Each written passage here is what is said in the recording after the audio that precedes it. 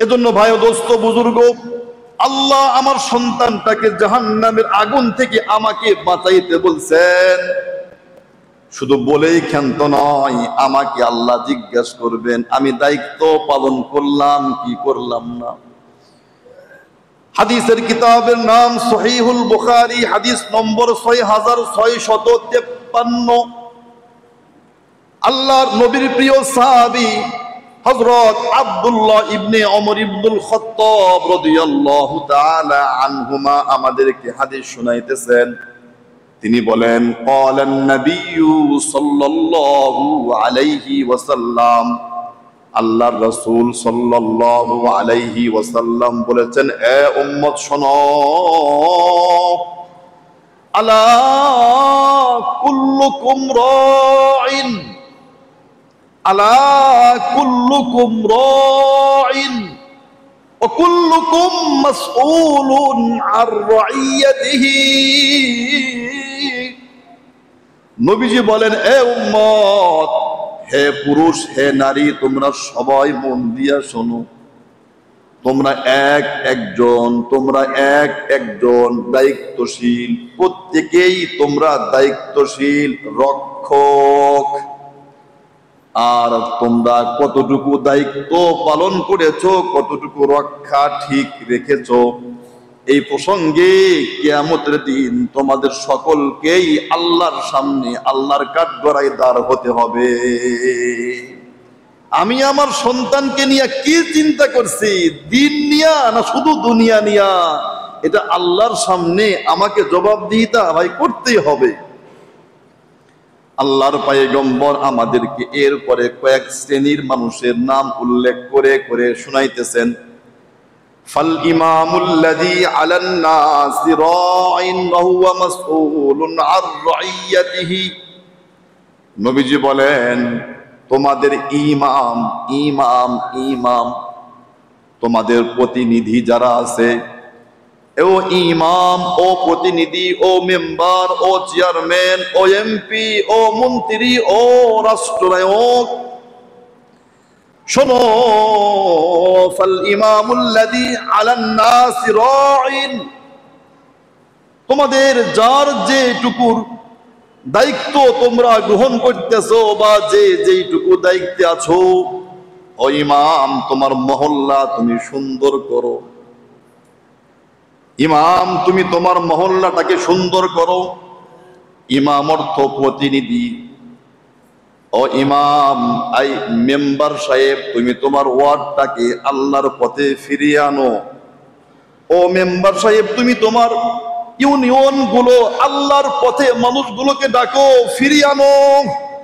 MP, মন্ত্রী, তোমরা সবাই তোমাদের অধীনস্থ লোকগুলোকে আল্লাহর দিকে ফিরে আনো। আল্লাহ চেনাও, নবী চেনাও, কোরআন চেনাও, হাদিস চেনাও।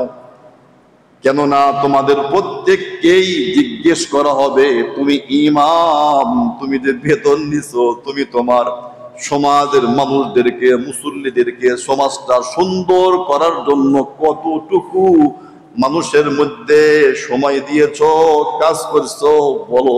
আমাকে জিজ্ঞাসা করা হবে। হ্যাঁ, মিস নাই ভাই, আগে আমাকে জিজ্ঞাসা করা হবে।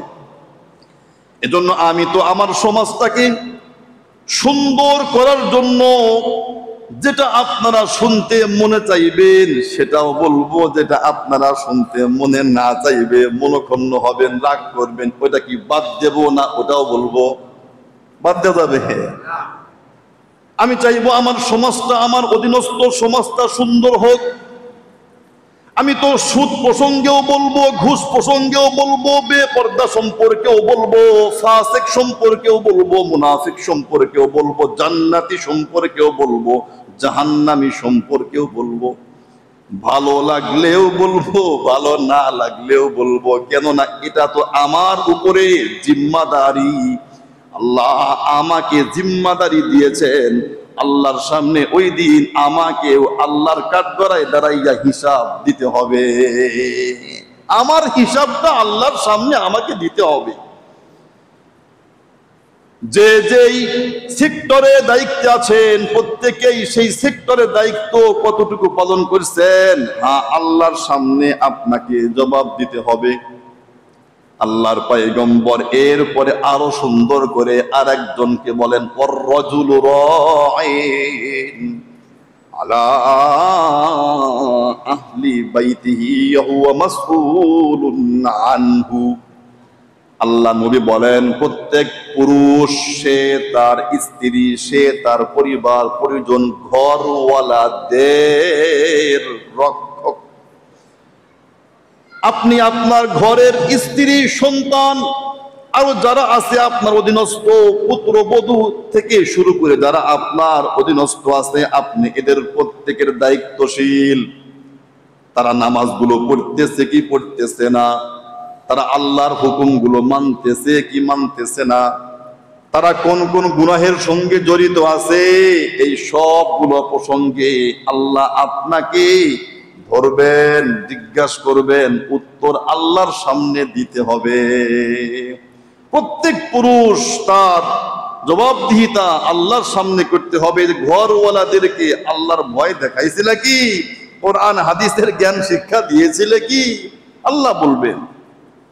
আল্লাহর পয়গম্বর এরপরে বলেন, ওয়াল মারআতু রাইয়াতুন, ঘরের প্রত্যেকটি মা, প্রত্যেকটি বোন, সেও দায়িত্বশীল। আলা আহলি বাইতি জাওজিহা ওয়া ওয়ালাদিহি, তার স্বামীর সম্পদ, তার স্বামীর মাল দৌলত, তার স্বামীর সন্তান সন্ততিগুলা, প্রত্যেকটি মা তার স্বামীর সম্পদ, তার স্বামীর আমানত, তার স্বামীর সন্তানগুলোকে এই সব কিছু দায়িত্ব সঠিকভাবে পালন করতে হবে। না হলে আল্লাহর সামনে ওই মা ওই বোনটাকেও আল্লাহর সামনে জবাবদিহিতার কাঠগড়ায় দাঁড়াইতে হবে। মা বোনদেরকেও আল্লাহর সামনে দাঁড়াইতে হবে। মনে করেন আপনার স্বামীটা বিদেশে আছে, প্রত্যেক মাসে যে টাকা পাঠাইতেছে, আপনি আপনার স্বামীকে না জানাইয়া সেই টাকাটা আপনার মায়ের বাড়িতে পাঠাইলেন। এটা যদি স্বামী না জানে, স্বামী অনুমতি না দেয়, তাহলে এই টাকা দেওয়া কি জায়েজ হবে না চুরির গুনাহ হবে? হ্যাঁ, চুরির গুনাহ হবে। কারণ স্বামীর পকেট থেকে আপনি টাকা নিলে স্বামীকে বলতে হবে। আপনার স্বামীটা বিদেশ আছে, সেইখান থেকে টাকা নিয়ে আপনি মায়ের বাড়ির পুরা সংসার চালাবেন? না না না, এটা হতে পারে না, এটা ইসলাম সমর্থন করে না। আমাদের কাছে অনেক ভাই এমন কথা বলছেন, হুজুর আমি যা ইনকাম করি আমি স্ত্রীর মন ভরাইতে পারি না। কেন? এই যে হুজুর, পুরা স্ত্রীর, তাদের বাড়িতে যারা আছে পুরা পরিবারের সংসারটা আমাকে চালাইতে বলে। এর কারণে অনেক প্রবাসী ভাইয়ের ঘর পর্যন্ত ভেঙে গেছে। অনেক খবর আমাদের কাছে আসে। ও বোন, না না না, শোনেন, আল্লাহ তাআলা তো আপনাকে জিম্মাদারিটা আপনার বাবা আম্মাকে চালাইতে হবে, ওই পরিবারে এমনটা দেয় নাই। বিবাহের আগ পর্যন্ত আপনার বাবা, আপনার মা, আপনার ওই পরিবার ছিল সবচাইতে আপন। কিন্তু বিবাহের পর থেকে আপন কোন বাড়ি? স্বামীর বাড়ি। এটা আপনার নিজের ঘর।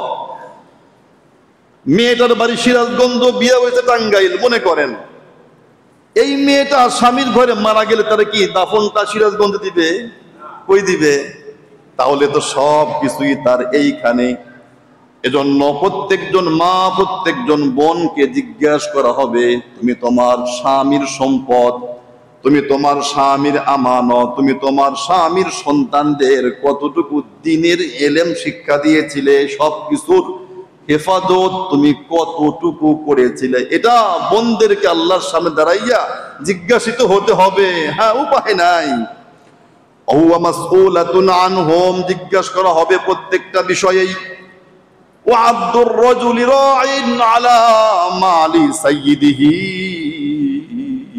আল্লাহর পয়গম্বর আরো একজনের নাম ধরে বলেন, এ উম্মত শোনো, তুমি অন্যের বাড়িতে কাজ করতেছো, তুমি একজনের দোকানে কাজ করতেছো, অন্যের কাজের দায়িত্ব তুমি নিয়েছো, কামলা দিয়েছো, তোমাকেও তোমার রব আল্লাহ তাআলা জিজ্ঞাসা করবেন কিয়ামতের দিন, তুমি তোমার মালিকের সম্পদ কতটুকু নষ্ট করছিলা, হেফাজত করছিলা কিনা। আমি আপনি যে যে সেক্টরে আছি, আমি দায়িত্বে আছি ইহতিমামের বা পরিচালকের, আমাকে আপনাদের সামনে হিসাব দিতে হয়। এটা একেবারে ছোট হিসাব, মাসিক হিসাব, ছোট হিসাব। কিন্তু এটাই তো শেষ নয়, আমি কি কি করতেছি এই সব কিছুর হিসাব দিতে হবে কার কাছে? আল্লাহর কাছে। আপনারা হিসাব না নিলেও আমার হিসাব আল্লাহ নিবেন। এজন্য কোন কর্মচারী যেন তার কাজের ক্ষেত্রে 1, 2 নাম্বার 3 নাম্বারই না করে। এইটা করলে পরকালে তার উপায় নাই, আল্লাহর সামনে তার জবাবদিহিতা করতে হবে। আপনি কাজের লোক নিয়েছেন, কাজ করতে গেছে, আপনি বাড়ি চলে আসছেন, সে কাজে ফাঁকি দিতেছে। ও ভাই, আপনার টাকা নেওয়াটাও হালাল হবে না, এবং ওইদিকে আল্লাহর সামনে আপনাকে জবাবদিহিতার আওতায় আসতেই হবে। সর্বশেষ হাদিসের শেষ অংশে আল্লাহর পয়গম্বর বলে, আলা ফাকুল্লুকুম রাঈন ওয়া কুল্লুকুম মাসউলুন আর রাইয়াতিহি। নবীজি বলেন, এ উম্মত, জানো, খুব ভালো করে বোঝো, সাবধান, তোমরা প্রত্যেকই দায়িত্বশীল, আর তোমাদের প্রত্যেকের ওই দায়িত্ব সম্পর্কে আল্লাহর সামনে জবাব দিতে হবে। ভাই, আমাদের আল্লাহর সামনে জবাব দিতে হবে। আল্লাহর সামনে যেহেতু আমাদের প্রত্যেক কাজেরই জবাব দিতে হবে, তাহলে সেই কাজটা আমরা দুনিয়ার থেকে গোছানো লাগবে না মৃত্যুর পরে গোছাবো?